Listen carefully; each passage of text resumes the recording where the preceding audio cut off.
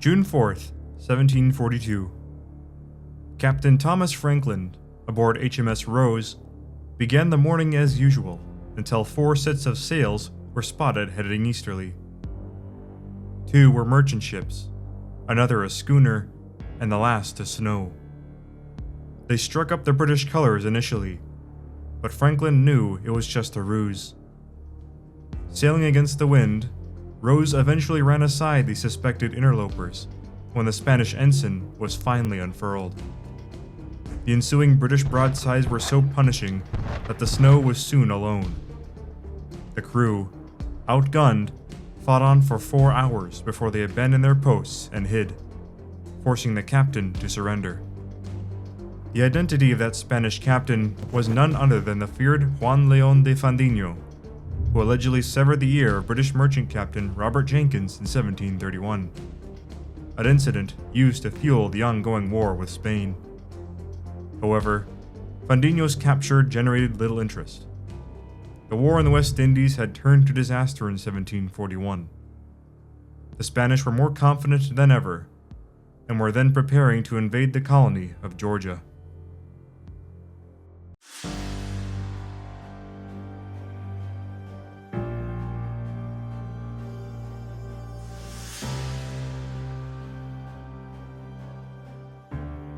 Madrid, June 1741. Church bells rang with the joyous tune of victory, and crowds of people engaged in a mass of thanksgiving. The defeat of the British at Cartagena had been taken as a blessing from God, lifting martial spirits to a level probably not seen since the days of the conquistadors or the tercios. In England, the contrast was stark. A second repulse at Santiago de Cuba later that fall did nothing to help. Both Admiral Vernon and General Wentworth's names were soiled. Some places renamed after the admiral for his victory at Portobello were already in the process of reverting that change. But the war was not over yet. Having won a decisive victory in defending their overseas possessions, the Spanish were emboldened. Ever since General Oglethorpe had been driven from the walls of St. Augustine in 1740, Governor Montiano dreamt of a counterattack into Georgia. Once a Spanish colony they named Gaudi. Further encouraged by the news from Cartagena, Montiano, assisted by Cuban Governor Juan Francisco de Güemes y Horsasitas, pulled together a fleet and army to invade the south.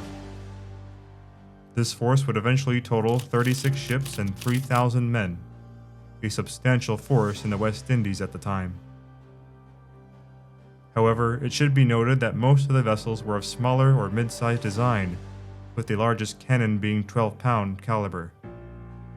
Much of the larger ships were still bottled up in Spain or protecting other ports. Oglethorpe, having recovered his health and famous energy in late 1741, was well aware of the threat facing the southern colonies. Some Spanish probes had already engaged his patrols off the Georgia coast in several skirmishes. In October, some British prisoners made a daring escape from Havana. These escapees braved the 600-mile journey to Savannah, where they, along with Indian spies, gave ample warning of the mustering armada. In addition, the men unveiled Spanish plans to incite a slave revolt in the Carolinas. The bloody Stono Rebellion had occurred just a few years earlier and still plagued the minds of many Carolinians. These reports were dispatched to acting South Carolina Governor William Bull, who paid little regard to Georgia's plight. His attention was solely fixed on the defense of South Carolina, for Guardia Costas had ceased shipping off Charlestown. One incident involved the loss of 1,500 pounds of goods on one merchantman. In June, the Spanish Armada embarked the selected troops in St. Augustine. Soon after, Montiano set sail to his first objective, Fort Frederica. Oglethorpe, with no outside help, counted on his regiment, his Creek allies, and a few companies of Georgia Rangers and Highlanders. In all, just about 800 men, plus a few small ships. On June 10th of 1742, the Spanish Armada was sighted off Amelia Island, intending to cut Fort St. Andrews off from Frederica. Forced to enter the Amelia Inlet on June 21st due to bad weather, 9 Spanish ships veered off toward Fort William, garrisoned by 60 men, with cannon as large as 18-pound caliber. These assets were aided by the schooner Walker. In the fog and rain, a long cannonade commenced between the two forces, with the Spanish ships unable to inflict much damage as they possessed smaller caliber guns. 4 of their ships were turned back to Florida for repairs.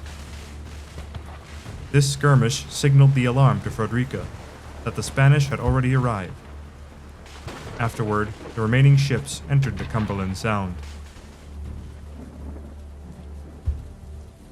Oglethorpe, now alert of Montiano's presence, sailed out with 3 boats from Frederica to Fort St. Andrews on Cumberland Island. Whilst crossing the Jekyll Sound, he and part of his regiment took fire from Spanish ships, then slithering through the narrow waters. His 3 boats fought their way directly through the enemy warships, taking advantage of the billowing smoke, though 1 boat ran adrift. For reasons unclear to this day, the guns were made useless, and the garrison, with whatever they could carry, were guided to bolster Fort William. Taking advantage of the ongoing storms, Oglethorpe sailed away via Walker on June 26 for Frederica. Taken with him was the merchantman Success. Believing he had been killed in his crossing of the Jekyll, the garrison of Frederica welcomed back their evidently unscathed hero on June 26th. The Spaniards soon occupied Fort St. Andrews. Their invasion had begun, and they had a foothold. Oglethorpe wrote one last message to Lieutenant Governor Bull. "If there's any trifling in this and an accident should happen, you may depend on it you are answerable." The Georgian governor decided to make a stand, something many considered suicidal. As soon as the storm subsided on June 28th, the Spanish fleet appeared off St. Simon's Island. Only a few days later, on July 3rd, did the South Carolinians pledge aid to Georgia. Far too late to help, but they might not be needed anyways.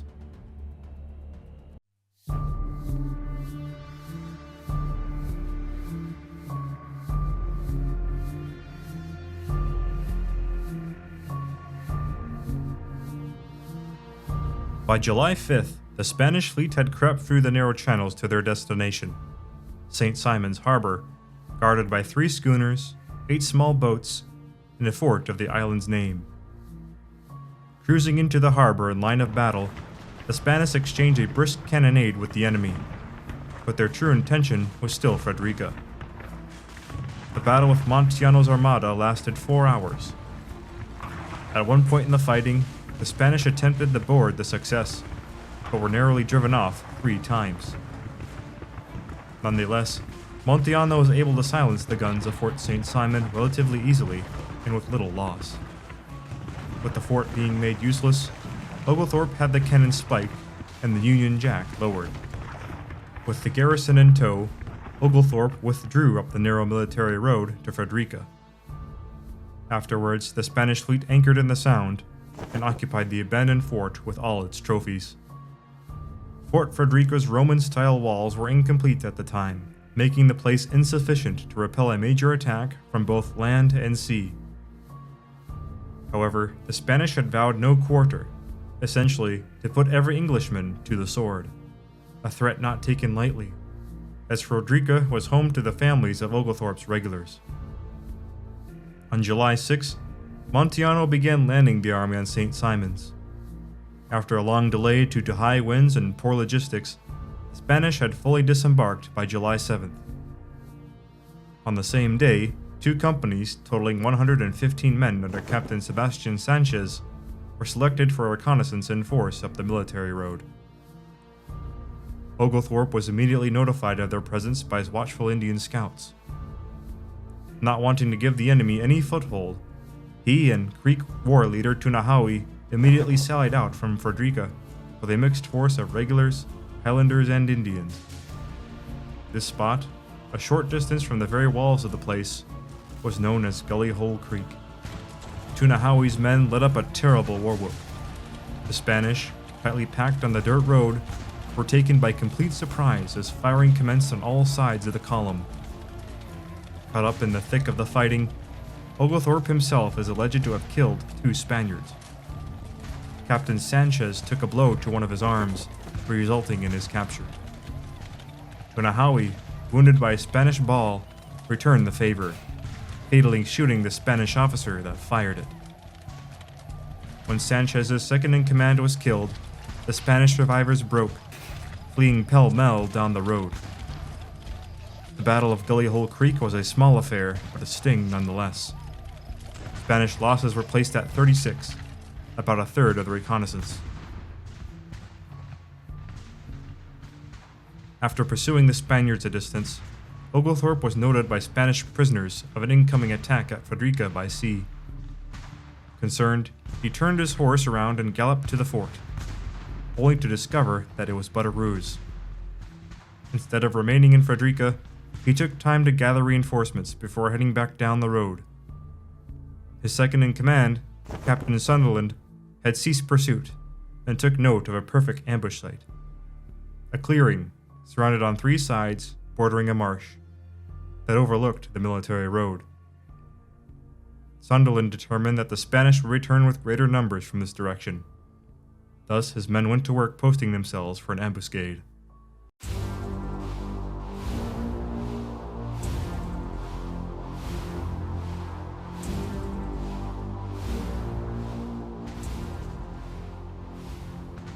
By this time, Montiano had heard the news of Sanchez's ill-fated reconnaissance. Firing was heard coming closer from the woods, this being the skirmish, and to her surprise, they were being badly beaten. A larger force of 200 men, this time led by Captain Antonio Barba, stood to arms, moving out to salvage the situation. In this force was a veteran grenadier company from Havana, Cuba. After the survivors filed past the grenadiers, all had gone quiet. It seemed as if the British had been satisfied and had withdrawn. After deploying their Indians as pickets, the Spanish, having yet to eat, stopped at a clearing for some field chow. Amid the cooking and eerie calm, one of Barba's Indian scouts noticed something peculiar. When Barba was notified of the anomaly, the trap was sprung. Popping out from cover, the Scots, Indians, and Redcoats fired away into the vulnerable Spanish. Ditching their cookware, the Grenadiers attempted to form into line and retaliate, but the smoke and din of battle obscured friend and foe alike. The woods were so full of Indians that the devil himself could not get through them, wrote a Spanish sergeant. Here is where Spanish and British accounts of the skirmish differ. Both Oglethorpe's and Montiano's accounts declare that at some point, the Cuban Grenadiers rallied enough to drive back a portion of Sunderland's men at bayonet point, before the general returned and rallied them. Other British sources claim that the Spanish losses were in the hundreds, and that Barba himself had been killed, which was not the case at all, as Barba survived and claimed much lighter losses. Either way, when Oglethorpe finally returned with reinforcements, Barba's detachment was nearly out of ammunition. Sunderland's platoons needed no rallying. For the second time in a day, they retreated down the military road while hotly pursued by the victors. Spanish losses are reported as anywhere from only around 20 to so many that, quote, the marsh ran red with blood, thus giving the battle its name, Bloody Marsh. Oglethorpe had pursued the Spaniards until the wood line beyond the Spanish camp. He hoped to surprise Montiano's other troops on the shore, but it quickly became clear just how outnumbered he was. Satisfied with what he had accomplished during the day, his motley force retired to the ill-prepared Frederica. However, Montiano was in truth unaware of Frederica's state, or the actual size of the British force. Wishing to not waste more men in a futile probe, a stagnation similar to what Oglethorpe experienced at St. Augustine overtook the Florida governor. On July 8th, a council of war with his officers resulted in indecision. His fears worsened when a scouting party searching for fresh water was found massacred in their boat, likely by British-aligned Indians.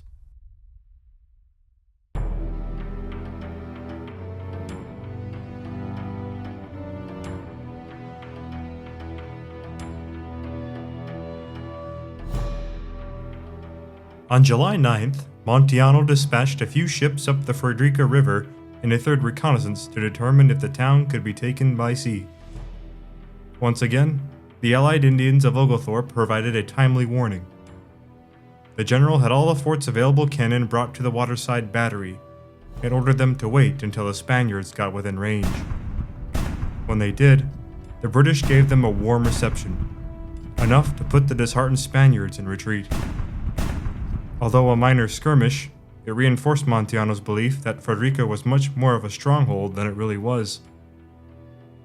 All of these successes, even if small, were enough to embolden Oglethorpe to commit to more decisive action. His next plan relied on total surprise. He assembled several hundred men for an ambush on the superior Spanish army still milling about on the harbor shore. At the moment the British could see past the trees, the element of surprise was lost in one frustrating instant. A Frenchman, deserting to the Spanish cause, fired his musket. With Montiano standing the men to arms for a counterattack, the plan was foiled. However, Oglethorpe thought of another to salvage his outnumbered force. Dividing his drummers throughout the wood line, beating out the Grenadiers' march, the general fooled Montiano into thinking he had a much larger army at hand, compelling Montiano to remain on the defensive, as Oglethorpe's ragtag forces slithered away once more.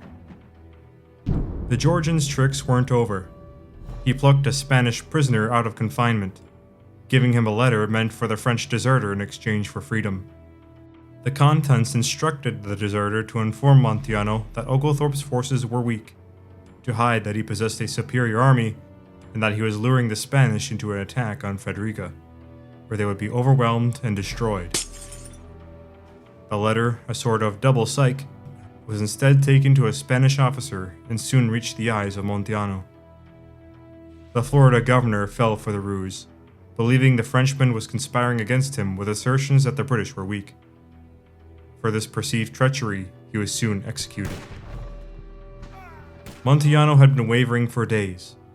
Lookouts in his armada sighted 5 sets of masts over the horizon, coming from the direction of South Carolina.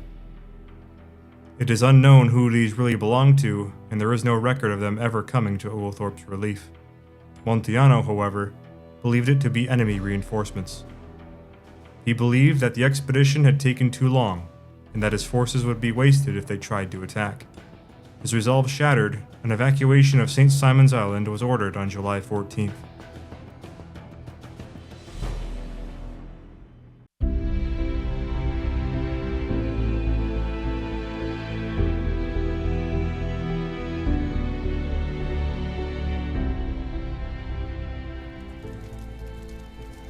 The captured Fort St. Andrews was burned. The campaign was a stunning parallel to the one of 1740. Outnumbered almost 3-1, Oglethorpe had narrowly saved the South from Spanish conquest. Oglethorpe's stunning defense of Georgia was a much-needed success. It ensured English control of the colony for decades. Never again would the Spaniards attempt to reclaim it. However, the rest of the war was still going horribly. Earlier in 1742, Lieutenant George Lowther, an infamous ex-pirate, helped devise a plan to cut off the Spanish North and South American colonies via an invasion of Panama. Vernon, reluctant about another expedition, set sail during these months to intercept the supposed convoy heading to Cartagena. He promised to rejoin when his work was done. An enthusiastic supporter of a Panama campaign, Governor Trelawney of Jamaica would accompany the expedition, encouraged by the arrival of 2,000 men from Britain on January 15th, as well as some 300 more Americans. Until the contingents reunited, Rear Admiral Ogle would command the Panama fleet. However, due to a lack of transports and a dwindling supply of manpower, the expedition did not set sail until March. The tropical diseases continued their dirty work. Along the route, as many as 15 men died per day before the transports could rendezvous with Vernon. This they did on March 25th, and finally the anticipated expedition could continue. After a mere 2 days at sea, the fleet arrived outside Portobello. But something strange happened. Governor Trelawney ditched the campaign for Jamaica, citing a sudden abandonment of the idea by none other than Wentworth. Although still commanding the land forces after Santiago and Cartagena, the general never recovered from either disaster. His reluctance stemmed from the dwindling land forces, already reduced to 1,100 men, a woefully insufficient number for a tropic invasion. No one could agree on the next course of action. In April of 1742, Britain's last trick up its sleeve failed without a shot fired. Come September, Vernon and Wentworth were finally recalled to Britain. Their permanent absence effectively, if anticlimactically, ended the War of Jenkins Ear. From then until 1748, the conflict fused into the War of Austrian Succession. Britain was forced to focus on the European continent against France and on its home turf against a Jacobite uprising. Spain turned its attention to Italy against the Austrians and Savoyards. The War of Jenkins Ear, although largely forgotten today, was an important chapter in the European contest for the Americas. While neither side gained much in the way of territory, Spain had managed to uphold its influence in the New World after facing vastly superior odds. On the other side, the effects of failure were felt everywhere in the British Empire. On February 11th of 1742, Walpole, although an avid opponent of the war, took much of the blame, losing decades of influence as Prime Minister. As for the South Sea Company, they never recovered the rights to them by Spain under the Asiento. 2 more centuries passed before their debts were paid. According to author Robert Gaudi, somewhere around 20,000 men, that is about 9 out of every 10 men who had served under Vernon and Wentworth, had died, most of which perished in 1741. To put this into perspective, the death toll of one expedition rivals the Anglo-American losses of the French and Indian War in its entirety. The Americans, in their first fight overseas, had been hit the hardest. Of around 4,000 men that marched to the beat of His Majesty's drum, just around 530 saw home again. As the future would tell, the abuse and disdain they faced by their European counterparts was never forgotten. All that the British had to show for the war was the surprising victory in Georgia, which many then regarded as a backwater. In 1744, the once infamous Fandinho was released from British captivity during a prisoner exchange. Captain Jenkins, whose severed ear the war has been named for since the 1850s, perished just a year earlier.